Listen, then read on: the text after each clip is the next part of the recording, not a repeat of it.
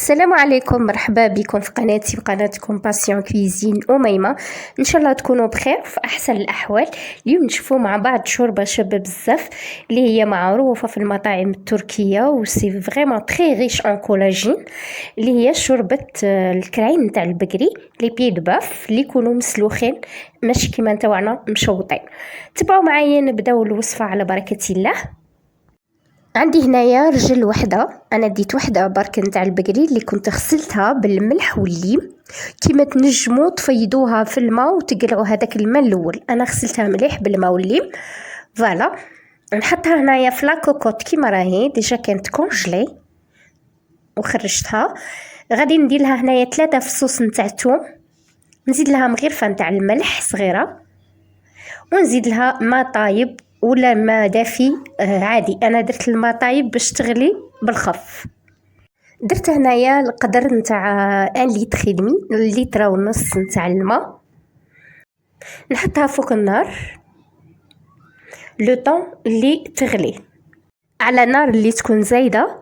لو طون قد ما تغلي يغلي الماء نتاعي. هنايا غادي نزيد لها حبه نتاع بصل، تنجموا تقسموها على 2 ولا على 4 ولا تخلوها كيما هي ما تفرقش. هنايا نبلع لا كوكوط نتاعي ونخليها على نار ناقصه sur un feu doux très doux لمدة ساعة ونص حتى لساعتين.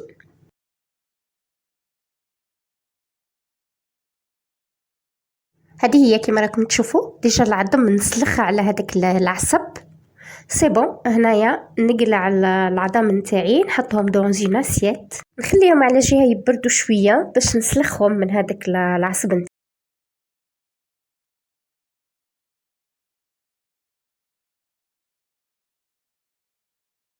ولاصوص اللي بقات لي هنايا نصفيها، نقلع منها هذاك البصل وهذاك الثوم اللي درت.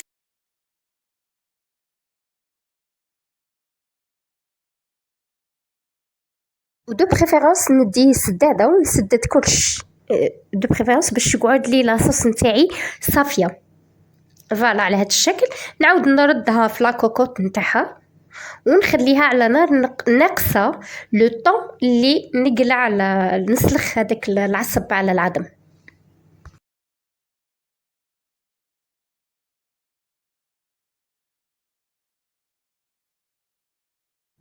كل ما تخلوه كل ما يطيب مليح. هذا هو فوالا، ها هو يتسلخ فاسيلمون ميم يجيكم سهل الخدمه. غادي ندي اون بلاك اللي نقطع عليها فوالا ونسلخ او ميم طون نقطع دي صغار دو بتي مورسو حتى نكمل الكميه اللي عندي. فريمون هاد لي بي دو بوف سي تري ريش ان كولاجين، سي ناتورال، كولاجين ناتورال، كولاجين طبيعي. على هاديك il vaut mieux نستغلوهم on en profite.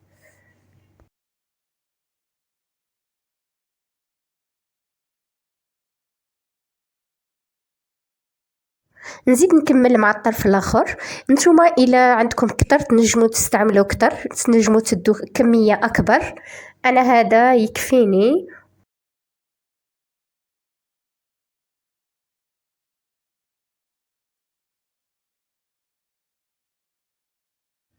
بعد ما كملتهم هنايا غادي نزيد نكمل نقطع دو بتي مورسو تو بتي، نزيد نكمل دو بريفيرونس يكونوا صغار. من بعد ما كملت نديرهم في لاسيت هذه.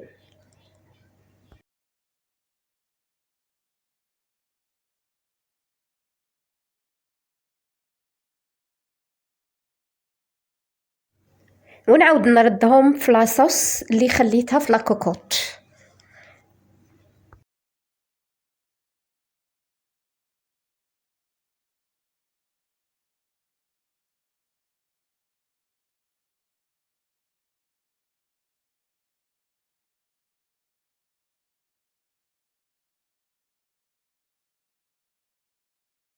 نحرك باش ما يتلصقوليش من التحت، ونزيد لهم نص مغرفه نتاع الملح على حسب لوغو على حسب الذوق، ونزيد هنايا الفلفل الكحل يبقى اختياري.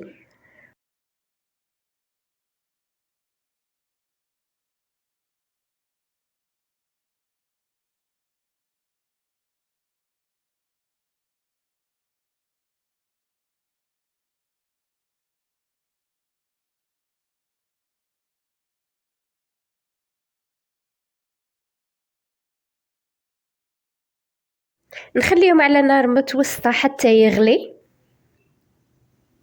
وندي في غرفية اون كويير سوب نتاع لا فرينة، ونديرها شويه ماء بارد، نخلط، نحرك مليح. هاد الخطوه اختياريه، تنجموا تستغناو عليها. انا من درت رجل وحده برك باش ننتقل شويه لاصوص، درت لا فارين مي تنجموا ما ديروهاش الا كان عندكم رجلين بزاف. فوالا، من بعد ما غلات لي غادي نزيد لها لاصوص هذه تاع لا فارين ونخلط، نحرك مليح.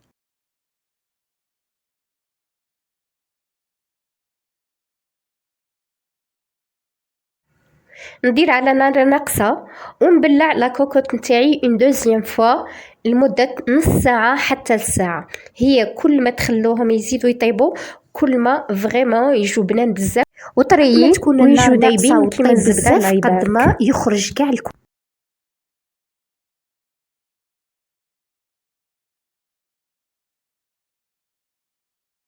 بعد نص ساعة طفيت. فوالا، غادي نحل لا كوكوط نتاعي.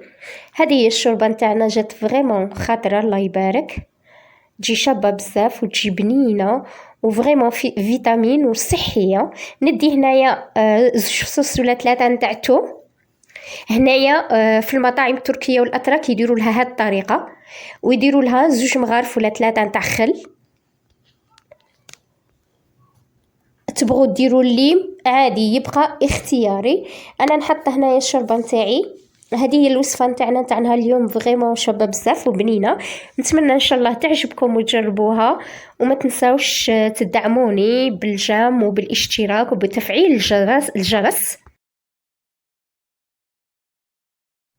غادي نزيد لها هنايا لاصوص نتاع الخل والثوم اللي درت لها بهذا الشكل. هنايا يديروها على هذه الطريقه، يبقى اختيار. تبغوا ديروا اللي تاني مليح. راهي تشهي الله يبارك كما راكم تشوفوا. ان شاء الله تجربوها وما تخلوا لي ارائكم في التعليقات. ما تنساوش تدعموني على الانستغرام والتيك توك، نخلي لكم لي ليان روابط في صندوق الوصف. هاد الشوربة من أروع الوصفات وأروع الشوربات اللي معروفة في المطاعم التركية واللي عليها إقبال كبير. نتمنى تجربوها وتعجبكم. صراحة تشهي، سي تري تري ريش ان كولاجين، الله يبارك، غنية بالكولاجين اللي يحتاجه لو كور تاعنا. نتمنى تجربوها ونتلاقاو في وصفة أخرى وفي فيديو آخر بإذن الله. من لهذاك الوقت تهلاو في رواحكم، والسلام عليكم، على بروشان إن شاء الله.